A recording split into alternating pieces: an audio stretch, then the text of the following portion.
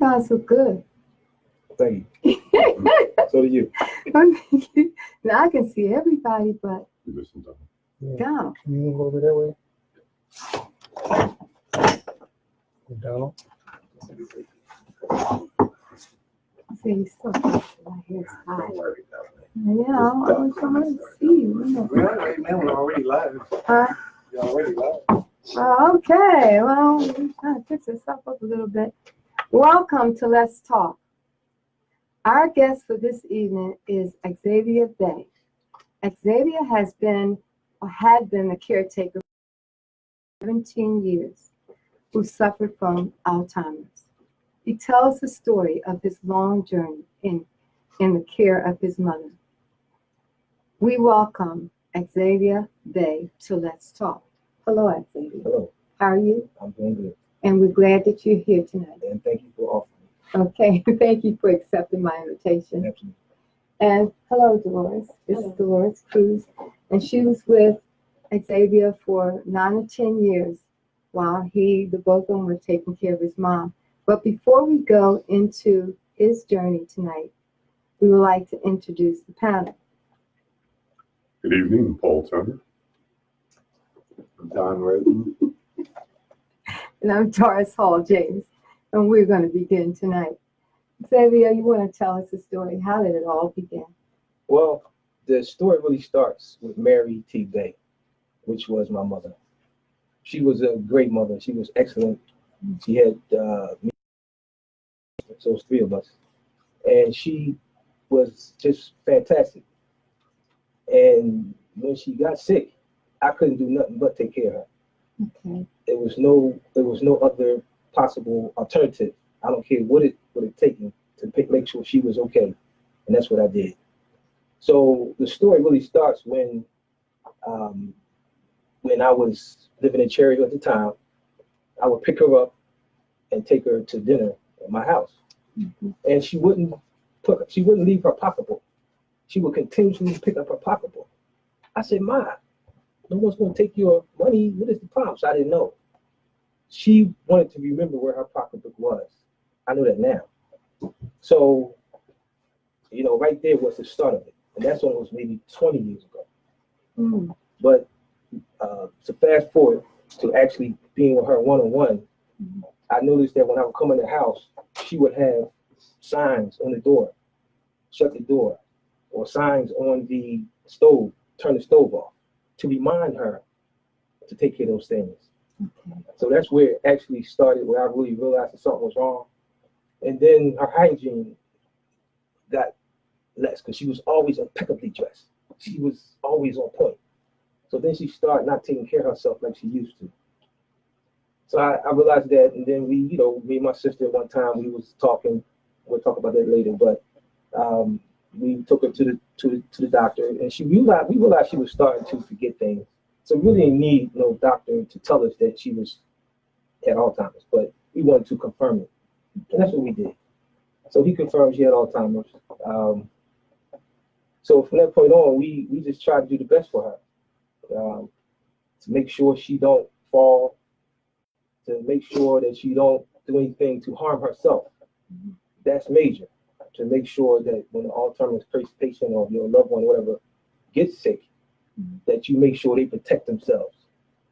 One particular time, maybe a year before I got there, she was with a friend of hers, a male friend, and they went to the hospital because he got sick. But he didn't know she was sick because he was sick. So she walked out the hospital thinking she was walking home. And our home, her home was about maybe an hour from the hospital. So she got lost. And once I found out, I was driving all around, calling, looking for her. It was horrible. So I say she probably left about 8 o'clock, and they found her about 12 o'clock. So the cops found her and brought her home, and that was a terrible thing. So I suggest that once you realize your family member is starting to forget, you got to make sure you keep them in your eyes. So somebody got to be watching it all the time. All the time. All the time. You can't let them go because they will. Walk off thinking they're going somewhere, and next thing they're lost. Well, did the doctors meet with you guys at first after you found out that she had this disease? Did they meet with you and give you like directions and things that you should do, or you just started doing it on your own? Well, the only thing they tried to give us some medicine, didn't work. I have a stack gave with them you stuff. medicine. It didn't work, so we gave it to work. They didn't give us a plan of action. They didn't say do this, do that. We had to figure it out on our own because we loved her so much, just to make sure that she wasn't in harm or harm's way, or picking up something that will harm her. So we just had I put a little plan of action together, not knowing what I was doing, but as time went on, I got better at it. Sure. And it took a long time to realize that it's not gonna get better. Mm. And this is the thing. Mm. Some mornings she'll get up and give me a big smile. She'll give us a big smile. And you think that she's coherent. So you feel hope. You feel hope for your mother. You wanna sick. Yeah. But then the next day, she's don't know who you are.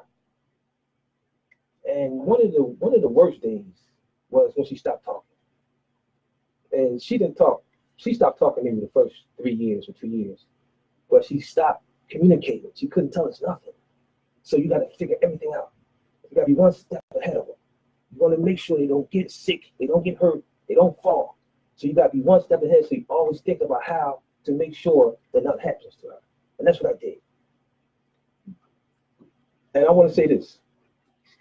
It was a team effort. Because not only I had other friends that come through to help from time to time. But 6,000 days I was there. I even watched the people that was watching her. Okay. Just to make sure. She was being taken care of. Nobody taking advantage of. That's right. Right. Just to make sure that they was doing their job. So I took care of myself best I could, but I just wanted to make sure. Because that's what she really did for me. That's what she did for me for 18 years. Yeah. She took care of us, without a doubt. Mm-hmm. So she deserved it. She deserved everything I gave, and I would do it again if it happened to her tomorrow or somebody else that was that good to me. But I remember one time, let me explain something to you, how good she was. I ran track. I was one of the best in the nation, hurdles and sprints or whatever. So I had a full scholarship to Morgan State University. Everything paid for. And keep in mind, at the time, we didn't have much money. A full scholarship was great. So we hopped in the bus and she took me down there to Morgan State, and she walked into the dorms. And during that time, they was kind of raggedy. They look good now. The dorms are great now. So I just want to make sure I clear that up. Okay.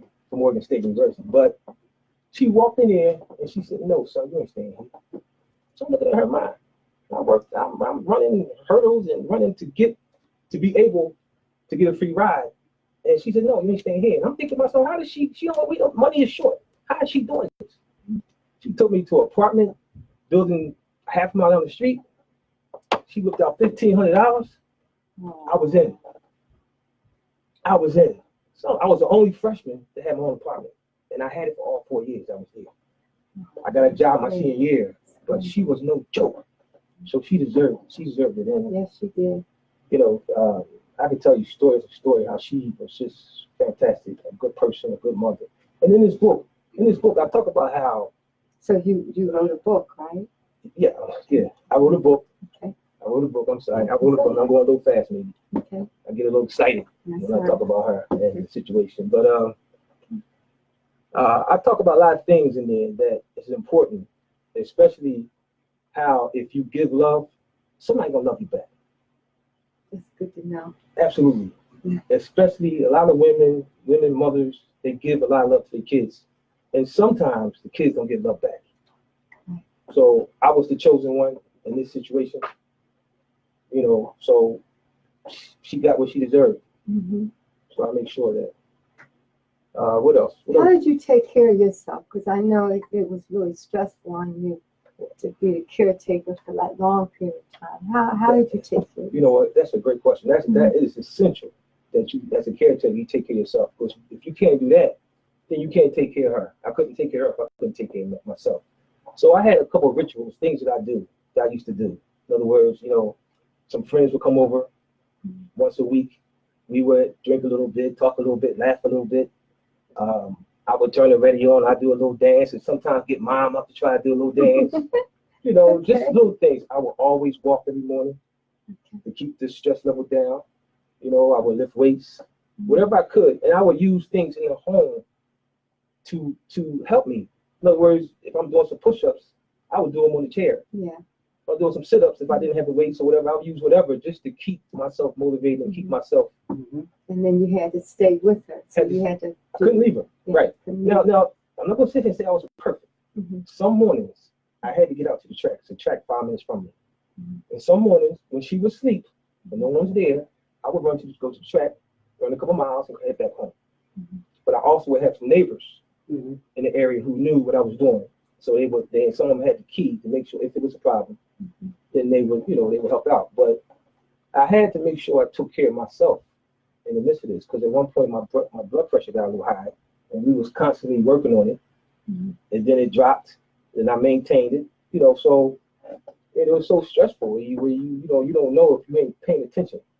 So I was smart enough with help from other people to say, hey, check your blood pressure. Make sure you ain't dying as getting worse, getting sick as you taking care of her. So I know a lot of caretakers. They think about suicide as they take care of their loved ones. I never had that thought. I think number one, I knew it wasn't me and it wasn't her. It was God. It's what it was supposed to be. So there's nothing I could do about it. So I had that on my side. And also I did a lot of different things, like I said, to keep the stress down so I can maintain this. I didn't know how long it was going to be. I never thought it'd be 6,000 days. But if it was 6 million days, I would have been there. So it didn't matter. It didn't matter. God bless you. Yeah, absolutely. But Yes. and I had a Point of interest there. I read a statistic that said 75 to 80% of the caretakers died before the person they were taking care of. That's high. And I can understand that. It's that stress. That's stress. Absolutely. I can understand that. And you so on top of them and thinking about them, you ain't thinking about yourself. And then you may start drinking too much or doing things that's going to harm yourself because you're just trying to get away. You're just trying to forget about it because it's so hard. They call it the long goodbye, and I understand it because they say Long goodbye. that's what they call the clients or the patient or the loved one. Long goodbye, because it takes so long sometimes for them to pass, or they're not going to get better. So the ultimate goal is, but I didn't know that certain times at night she would start making more noises, and once she stopped talking, she started making noises, Trying to communicate. Okay. and Sundown. sundown. Yeah, exactly. That's the best word for it. That's the word. But so it was a scenario where it wasn't up to nobody. It ain't nothing she did wrong. It ain't nothing that we could do to help her except be there for her and just try to do the best you can. I mean, I talk about family and my brothers and sisters. My brother and sister, they wasn't there at all. And to this day, me and my sister still don't even talk over this. But we were close prior to her getting sick. And that's a shameful part too. So it's like a dropping a pebble in the water and expands and touches everybody. And if you can see your way clear, and maybe you can see down the road that it would be this way, maybe my sister would have did something different. Or maybe I did something different with her. Because I miss her. But we don't even talk. And it's a shame, but mine wouldn't want it that way. No, and it'll clear up after a while. I know you just like you said, it wasn't nothing you could do because God had it. Right. God has that too. Right. Oh, okay. And Good point. Good and point. He'll take care of that also. That's a good point. You're absolutely right.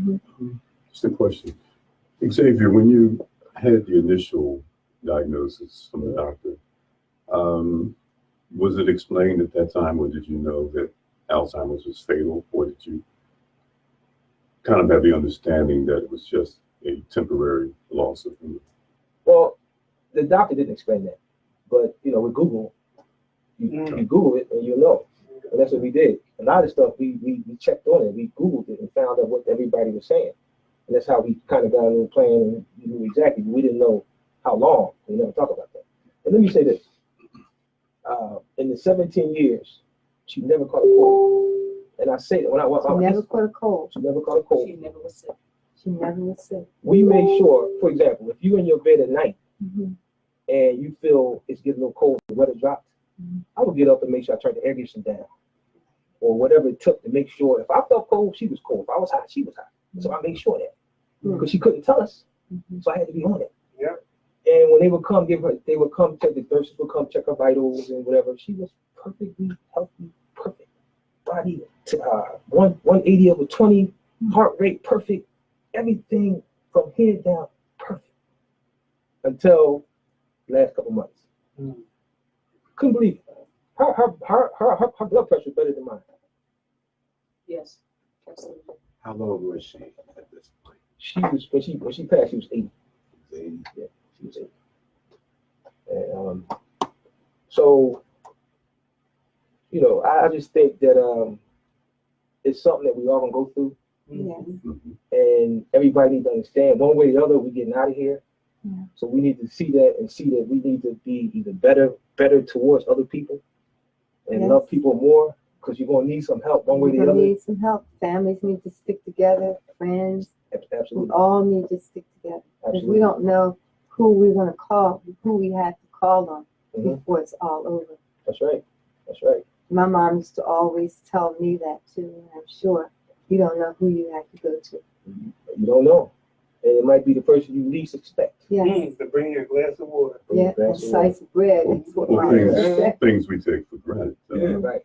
My sister passed from Alzheimer's, and at her end stages, Mhm. she could not eat. Yeah. You have a signal going from the brain to swallow and all of this, never got there. So it wound up taking a feeding tube to Right. feed her. So things that we take for granted Mhm. in terms of Survival. breathing, some people lose their ability with their diaphragms. Right. Mhm. There's a lot of things that when you're a caregiver, you come away with appreciating the natural gifts that we have. Absolutely, absolutely. It's funny you mentioned that. The final stages was lack of being able to eat. Mm-hmm. She didn't know how to. She forgot how to swallow. Yeah. That's really what happened. And So, yeah. so How then- old was she? I'm sorry. how old was she when you first well, noticed? she was what? 63. 63. Yeah, something like that. Like 60. So another question, when you took her to the doctor and they tested her, were you allowed to be in there with her when they took the Absolutely. test? So what type of testing did they do? They asked her like 4 questions. Question 1, who's the president? Yeah. Mhm. Yeah. Mhm. Question 2, how old are you? What day is it? Question 3 is, what day is it? Mhm. And Count backwards from 100. they didn't get that far. And to all 3 of those questions, she did one thing. She laughed. That's the first stages when they laugh or giggle or they laugh it off to show they don't know. They use the laughter as a Defense mechanism. yeah. Okay. That's right. That's right. Let's say hi to some of our family here. Corey Watson. Hi, Corey. Corey was one of my students a couple of years ago. Okay. He says our affairs must be in order for afterlife while we're here. You're right, Corey. Alice, any tips on managing Alice Dixon Honeywell? She wants to know, are there any tips on managing healthcare costs for a loved one? Well, they have a lot of programs out here that can help you. They can help, help in the situation. What I did was, since I was living in a house and I had a vacant room, I put say 10 years down the road, I put a caretaker in the room. Okay. Didn't charge her no rent. Yeah. So she worked for free, room and board, everything free. And gave her a lot less, but gave her a couple of hours just to help out. Allowance, and she was there. She was there. So that helped me out too. That's like I said, it was a team effort. And I was smart enough to think about that because it was draining me as far as financially to do this. I have one as well. Caregivers in the house. Mhm. Okay. And that worked out very well for us. At that time, my parents were approaching 90, and my sister was further deteriorating at a faster rate than my parents. Mhm. And your mom began with Alzheimer's at 63. Right. My sister's ended at 63. Ooh, that's young. So she had early onset. Mhm. So she was quite strong and ebullient. Right. What happened? So, it was, there was I was reading also. caregiving in the house is a great idea. Absolutely, absolutely. If you could deal with people in the house. But Yeah, and find the right person. absolutely, absolutely. Yeah. Find the right person. We want to say hi to Kate and Paul and Jeffrey Brown and Doc Mitchell. I can't see that. Larry Hall. And Alice wants to know what's the name of the book. 17 years of caretaker. All Okay. timers, the good, the bad, and the ugly. And say hi to Marcy Francis and Lisa. See Lisa in about a week, right? Okay, and DJ Henry and Patricia and Rhonda and Henry Harris and Sean Miller. Hi, Sean. John Miller, Kent. Did I forget somebody? Kevin is up there. Did I get them all? Thank you for tuning in as we continue our discussion with Xavier Bay. So where can they purchase your book? The book is being sold on Amazon.com and also the Kindle. You can buy either or. So how did you come to write the book? How did all of that begin? Well, from the beginning, when I was there with Mom for 17 years, I would write little things down, not knowing at that time I was going to write a book. So I never wrote a book before in my life. So I said once she passed, I decided with the help of Doris to put something together for her to make sure that she's never forgotten, and good for my grandkids or my kids, whatever, to see this and be able to have something that they can hold on to learn a little more about their grandmother. So that's how I started, and I think she'd be proud. I know she will I be. think she'd be proud. She'll be very. What is your proud. siblings' response to the book? Because, I don't know. They haven't seen it. no? They haven't, not that I know of. Not that I know of. Okay. So more than likely haven't seen it. So when during that process, were you able to work No, I didn't at or all. work at all? I couldn't. I buy and sell real estate, little things I do. I might, flip a house here and there. Just small little things to keep things flowing. So, but I figured it out. And some days it was a little tough, but like I said, God had me, so it wasn't, Right. On a happier note, do you remember what her favorite song was and how it affected her when she heard She loved Michael Jackson. it? She loved Michael Jackson. I knew she had a favorite Oh song. man, absolutely. She loved Michael Jackson, and we would play it. And sometimes she would move to the music, and sometimes she wouldn't. So it all depends on her day. Right. But one thing about her, she always had a smile on her face. Yes, She always her smiled. smile was very infectious. Yeah. Did she attend church throughout this year or not? No, we didn't know. I She didn't know. go to church. I also was a little concerned about other people Yeah. because she made a lot of noises from time to time, Yeah. and I didn't want to disturb other people's prayer or whatever. Mm-hmm. For maybe 4 years for 4 years before she started falling. Well, being off balance, she never fell. I was right there, but being off balance, she used to go to daycare, and it was a bus that picked her up. So the reason why they discontinued daycare because she started to wobble and be off balance. So and I was concerned that while on the bus, I was on the bus with her, and there would be a bunch of other old people, which was good, and she was making all these noises. So I was a little concerned about them, their well-being also, not just about her. Because I didn't want her to, disturb them to the point where they get a little upset or whatever. So I don't know. I was just trying to take care, best I could. But I find that some, people that's going through this, they have long time memory, and they can remember things that happened years and years ago. Right. But they can't remember things. short term. It's short term. They can't. Initially, They can't. the early Initially, that's how it stages. starts. yes. Okay. And then it just keeps traveling until they can't remember. Can't remember and become non-communicative. I think what was profound for me when I met Xavier 9 years ago He was mom's sole caretaker. So he did everything. And I've seen women do that, but No. I never saw a man do that. And when I came Okay. and I saw that, Yes, yes, I was overwhelmed yes. because I had never seen anything like that. The attachment that they had, even though by the time I came, she was not communicating verbally.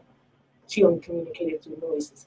He even knew what noises she would make if she was wet, what noise she would make. He was that in tune with her that she would make sure to feed, give her something to eat, different noises. Then I became in tune with those noises too. So I was really so touched by his love and care and how he, when I first came, he wouldn't leave me alone with her. One time he had a business trip and he had to leave me alone with her. And I had 2 children, so I said, I have 2 children, I can take care of mom. I know what to do. So he had to stay overnight. He said he was worried the whole time, like a parent would do for a child. Yeah. So it was a profound effect on me, not just what he did, how he loved and cared for her, but because when I would come there, she was always smiling. Mhm. And sometimes when I have a hard day at work, and I would come in and mom would start smiling, and it would just take away whatever I was dealing with at work. So that it just touched my heart because I said at his mother's memorial service, it wasn't 17 days, it wasn't 17 months, it was 17 years that he almost single-handedly. He had some helps along the way, and I came along later, 11 years later, but he almost single-handedly took care of his mother. I mean, from bathing to washing to combing her hair to cutting her hair. It was one cooking and always teasing because I said, when I came along, mom really liked my food. That's right. That's right. But it just touched me so deeply that he loved and cared for her like I would do my children. Yes. And he really did. He would, what's she doing? I mean, is she okay? Is she all right? Mm-hmm. It just touched me. So on the days when she didn't know who you were, was she afraid of you? Did she reject you, or didn't want you to touch her or hand her? I never got that. You never got I that? never got that. Never got that. So Xavier, now So let me jump in here Go for a ahead. second. I never got that either from my mom, but I did notice that the one family members that came around, not so regular, but came around, right? She'd look at them and it would be like, and she'd look at me like, who are these people? I did get that. I did get that from time to time. I did get that. I never got that from my sister. And I realized that one of the factors of Alzheimer's that you lose peripheral vision. So I would always make eye contact with her. Okay. And make sure, this little brother is Paul. Okay. And we were good. Uh-huh. well now you have your book out. What's next? I mean, how are you making out now?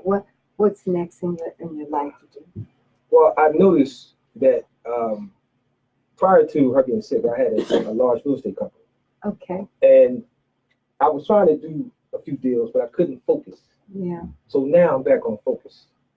So I got another book coming out probably in the next 90 Okay. days. Good for you. So you're the writer now. Yeah, I'm a writer. Right. now. Good. Go mom. Thank you, Mom. I'm a writer. And the real estate starting to pick up too. A little bit. So that's good. I'm able to focus now. I never thought that I wouldn't be able to focus and do things while she was sick. But now I realize I couldn't. It was just a little hard. I didn't think it was that hard to get things moving and still, because you do business of deals over the internet, telephone, whatever. You ain't got to actually go to the houses now. You send somebody to the house or whatever. But I'm just saying now I'm more focused on what I got to do to try to live the rest of my life the way I want to, the way I want to do it. Mhm. So Have you ever thought about like having focus groups, going to healthcare centers and having focus groups with those? No, I never thought about that. No. Because it's a word of encouragement to some of those people in the healthcare centers. Right. Well, sometimes, like for example, as I walk into this session, Yes. I said to myself, it's taking strength Yes, it to do is. this Yes, it is. because I'm bringing up old memories. Mm-hmm. So, I mean, I can't get weak now. I've been strong all this time, and if I can help somebody Yes. do better, then that's what I'm supposed to be doing. The other part of that is you're not alone. No, You're right. so many of us You're are right. going through it or have I been have through been it. through it, right? You're right. Absolutely. Not alone. A lot of people out here with the same problem. Mm-hmm. Yep. And it's really something when you see it's happening and there's nothing you can do. Nothing but take care of it. Just be there for them. That's it. And And that's I all. think, I'm sorry, but I think one thing that when it was the calendar here, while you had help with a caregiver, what have you, I would be remiss if I didn't mention Dolores and in terms of your support, Right. Absolutely. because you can't always get that Absolutely. real support. She was wonderful. She was extraordinary in what she did, and she was there. She wasn't. I mean, absolute perfect as far as being there and helping and giving mom love. And like she said, she's a great cook. Sometimes mom threw my food on the floor after a hard day's work. Let me say this though, I realize how women might work all day getting that food ready for that man, and he don't show up or he don't want it. Mom taught me that some days I went to the supermarket to get food for her, and she pushed it off the table. She come in and she ate her food, which is good. Okay. You know what I mean? Not that I can't. She didn't want my food. Maybe she got tired of eating my food. But whatever the case may be, that's what happened. So, absolutely, that's a good point. That's a good point. She was definitely there, and thank God for her. Thank God for her. Just to trend back a bit, I remember when you mentioned the diagnosis and she was given Aricept. I know Namenda is also something that's given, and it's not meant to be curative. It only is meant to delay the stages between stage 1, 2, 3. And we're hoping for people out there who are taking care of someone and with Alzheimer's or people as we age ourselves. There are some research initiatives that are going on that hopefully the first person cured of Alzheimer's may be already walking around today. So we want to give people out there something positive to look forward to. But taking care of a loved one is probably the purest act of love. In my view. Absolutely. Absolutely. Yeah, I agree. Did any outside institutions give you any real help? Notice what I said, real help. It was one. I can't remember the name. I can't remember the name. PCA. PCA. Okay. I thought I forget them.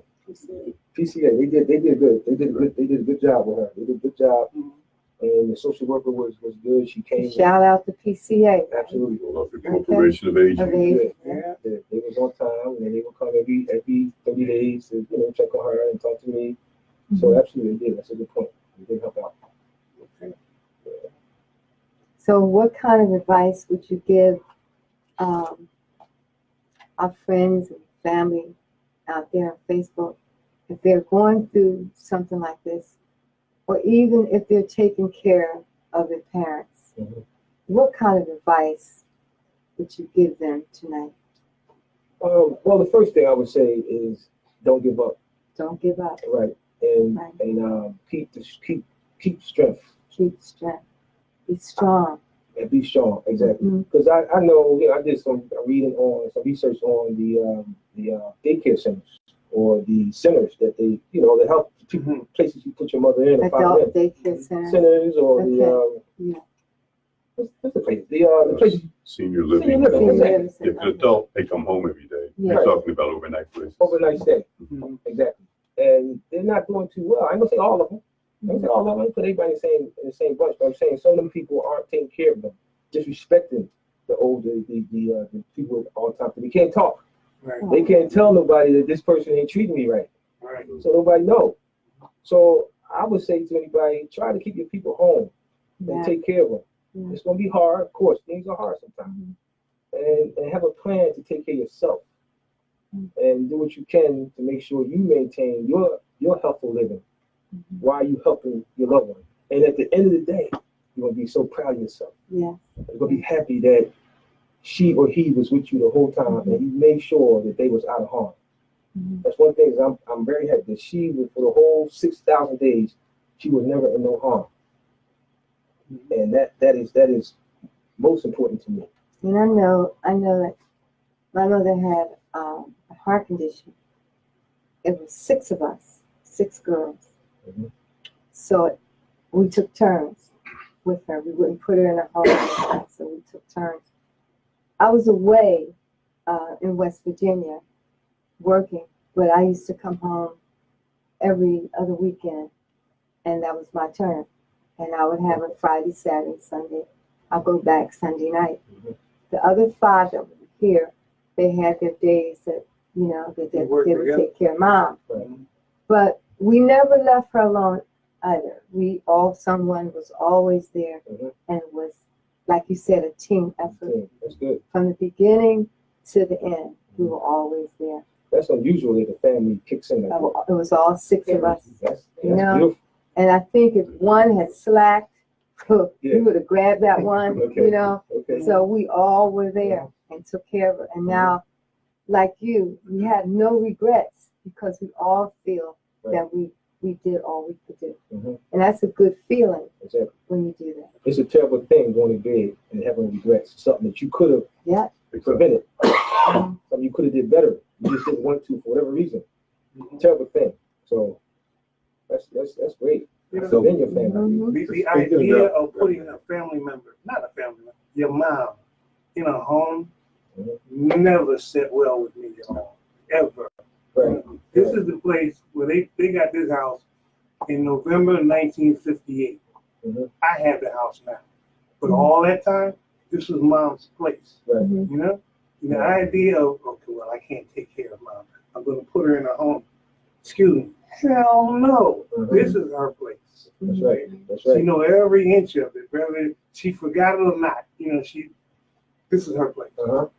That's right. So the question that I had was, you mentioned when you went to bed at night, how did that work? Did you have like a bell on her room door or something? If she got up in the middle of the night? Well, first of all, I made sure she didn't get up. I had the hospital bed with the rails. I wasn't taking that chance. I didn't want her to fall down the steps. And he had mother years. I made sure You pulled up the rails so she couldn't get out. She couldn't get out. And she would have if she could have. I mean, I'm saying within the first 5 years. After that, she wasn't really did that. At some point, she settled in. At some point, she knew it was time to go to sleep, and she went to sleep. I say for at least 8 years. Okay. All right, about 8 years, she went to sleep. But prior to that, she was getting up, trying to get up, this and that. So I had to make sure that she wasn't going to go nowhere. So I put the hospital bed, PCA helped me with the hospital bed or whatever. And I made sure the rails was up. And as far as hearing her, you develop mother's ears, Yeah, I ain't want to say that. And he still has them. He can hear things. Yeah, well, So you heard that? He hears things. no, not like that, but I'm not like hearing things. But if mom moaned, if mom said something, or she groaned, he knew he could hear it. And I'm like, you heard that? yeah. Well, He's very in tune to her. Well, most of the time, if I get up in the morning, I'm hungry, and I ate what she ate, because I cooked when we ate together. If I'm hungry, she's hungry. I mean, it's common sense. If I'm cold, she's cold. If I'm hot, she's hot.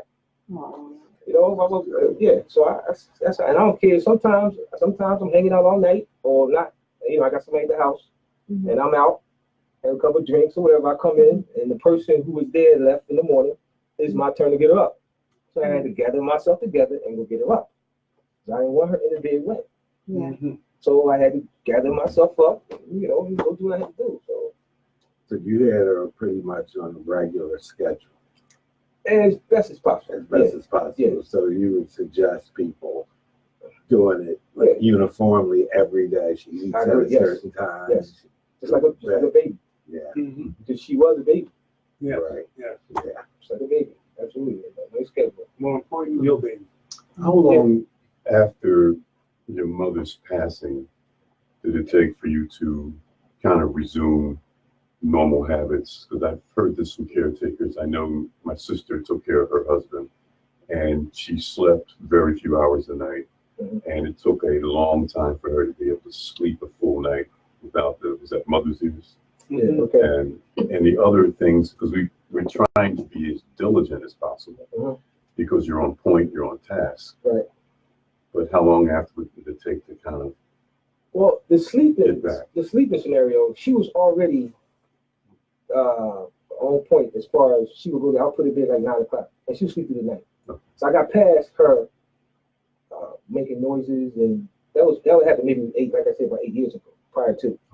So towards the end, she was already engaging and sleeping at a regular time. So I ain't had that problem as far as me getting sleep continuously, because she was already in the 9. Right. So, but as far as me getting back to me, I'll say it took about 6. I think about 6 to 9 months. I'm starting to feel it now. Like she passed October 22nd of last year. So I realized it was Yeah. recent. absolutely, it's that, yeah. So October will be her first year.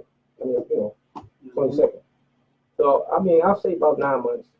That's why today, as I was, like I said, I was coming here. I felt it for a minute. I had to come. Then I said to myself, maybe I'm too early. It's not. Yeah, you're not ready. I'm not gonna say you're not ready, but you haven't gone through the full gambit. Meaning all the Mother's Day, all the birthdays, Right, that's all true. the dates of significance that won't hit you until that day comes.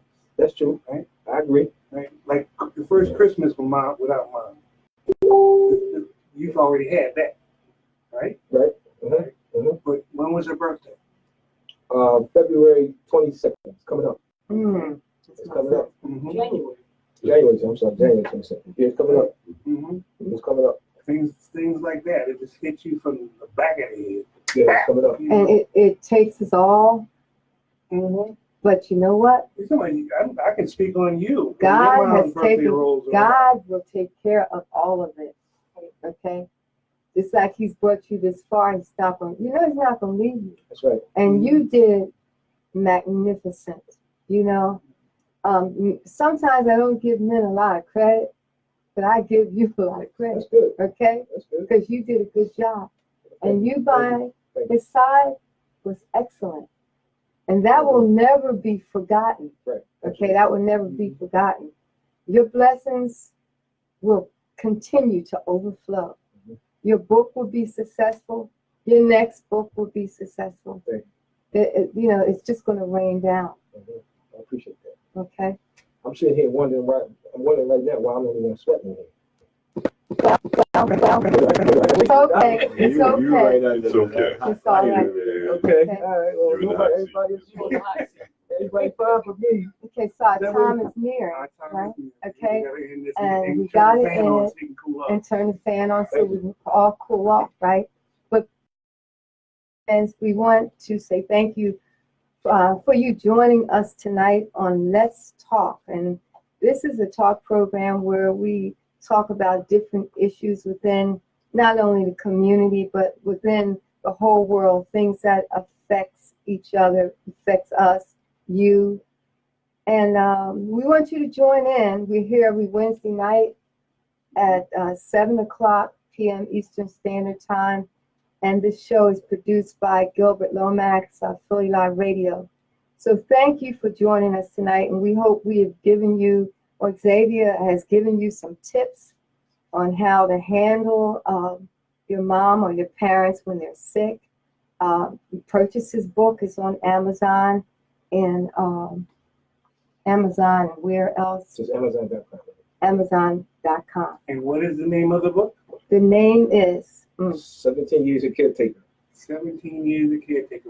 All times, the good, the bad, and the ugly. Give his name All right again, now. please. Xavier Bay.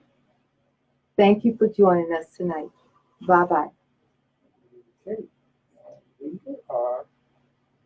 Great. Ouch. No disclaimer. Fan on, please. Oh, How was that? oh, Oh, man. I'm dying.